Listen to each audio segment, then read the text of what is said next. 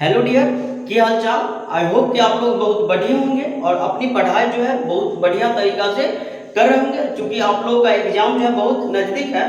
तो आज हम इस वीडियो में बात करेंगे आप लोगों को, जो आप लोग जो है कुछ ऐसे शॉर्टकट तरीका में जो है व्याकरण को पढ़िए जो सीधा जो है एग्जाम में आए, ठीक है। और आप लोग जो अपना 50 नंबर यानी कि 50 नंबर जो है स्कोर कर पाए, ठीक है। तो देखिए, आपको जो है हम यहाँ पे हेडलाइन लिखे हैं आपका, जो हिंदी व्याकरण में क्या क्या पढ़े।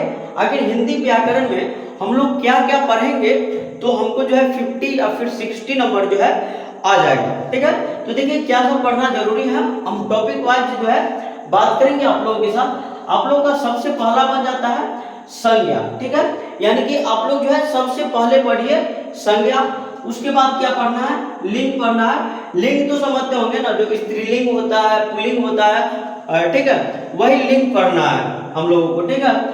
संज्ञा आप लोग जानते होंगे, दुनिया में कोई भी नाम हो, व्यक्ति, वस्तु, जानवर, स्थान, जो भी नाम होता है उसको हम क्या कहेंगे, संज्ञा कहेंगे, ठीक है। और जो लिंग होता है वो बता ही दिए, स्त्रीलिंग, पुल्लिंग और उभयलिंग, जो भी लिंग होता है उसको आप लोगों को पढ़ना जरूरी है, ठीक है। ऑब्जेक्टिव का एक बुक लिया है और वहां से जो है बढ़िया से जो है ऑब्जेक्टिव याद कीजिए। व्याकरण में जो जो टॉपिक हम बताएंगे वहां से आप लोग याद करेंगे तो लगभग जो है आपका जो है 50 या फिर 60 नंबर जो है स्कोर हो जाएगा, ठीक है। चलिए आगे हम फिर से बात करेंगे ना।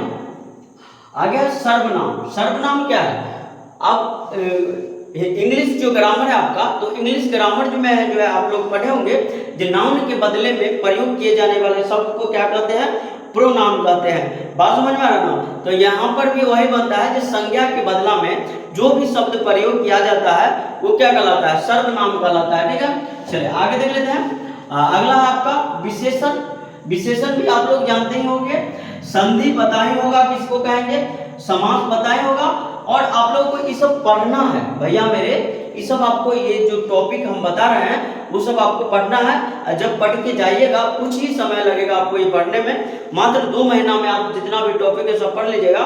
और पढ़ने के बाद जब जाइएगा तो बताइएगा आके एक बार वीडियो के जो कमेंट बॉक्स होता है उसमें, जहाँ सर जी आप बताए और नहीं आया, ठीक है।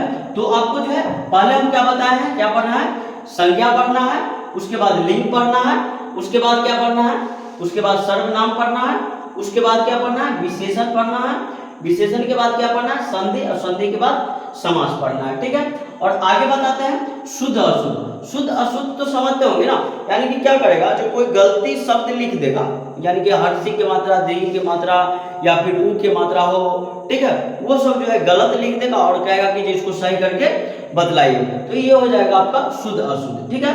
उसके बाद उच्चारण स्थान बताएगा, ठीक है। जैसे बोल दिया तो का उच्चारण स्थान पूछेगा, फिर बोल देगा क लिख देगा, कहेगा क का उच्चारण स्थान है, दंत स्व का उच्चारण स्थान है, ऐसे पूछेगा। ये सब तो बहुआ वाला है, आप लोग तुरंत बता दीजिएगा, ठीक है। तो ये उच्चारण स्थान पढ़ना है आपको, ठीक है। उसके बाद क्या पढ़ना है भैया मेरे, उसके बाद आपको पढ़ना है मुहावरा, ठीक है। मुहावरा आप लोग समझते हैं, जैसे कह दिए ऊंट के मुंह में जीरा का फोरन, क्या बोलते हैं, ऊंट के मुंह में जीरा का फोरन, ठीक है। तो ये सब जो है, ये सब क्या मुहावरा है, ठीक है। अब आया ऊंट पहाड़ के नीचे, ये सब क्या है, मुहावरा है। तो मुहावरा जो होता है, ठीक है, वो भी एग्जाम में पूछा जाता है। उसके बाद पर्यायवाची शब्द। पर्यायवाची शब्द मतलब जो दूसरे का नाम होता है वही क्या कहलाता है, पर्यायवाची शब्द कहलाता है। जैसे मान लीजिए जो अभी हमारा नाम क्या है, रवि है, ठीक है, हमारा नाम मान लीजिए जो हमारा नाम रवि है, ठीक है, तो रवि का पर्यायवाची क्या हो जाएगा, प्रकाश हो जाएगा ना, दिनकर हो जाएगा।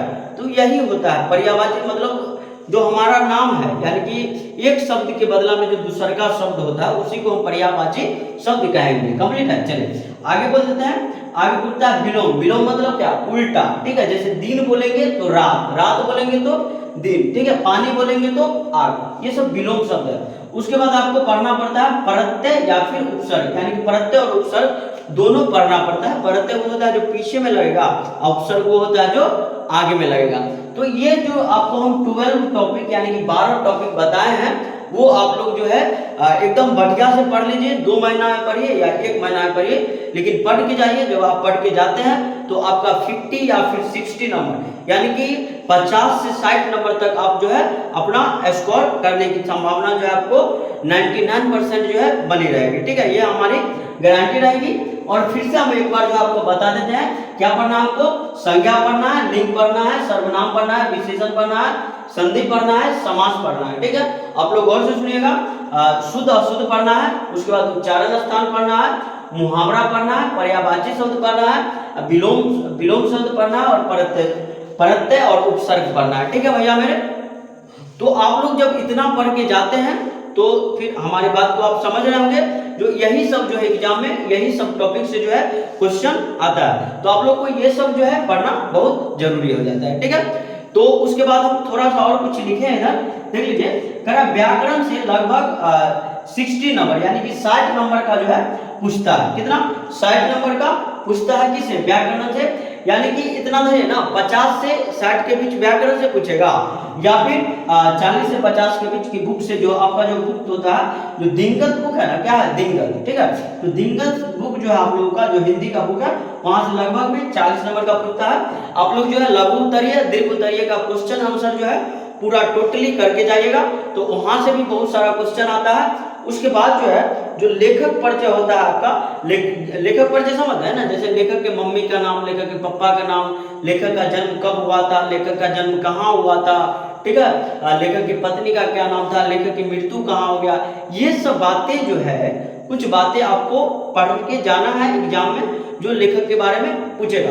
और जब इतना टॉपिक आप पढ़ लेते हैं तो आपको जो है लगभग 70 नंबर जो है एग्जाम में आएगा, ये हमारी गारंटी रहेगी।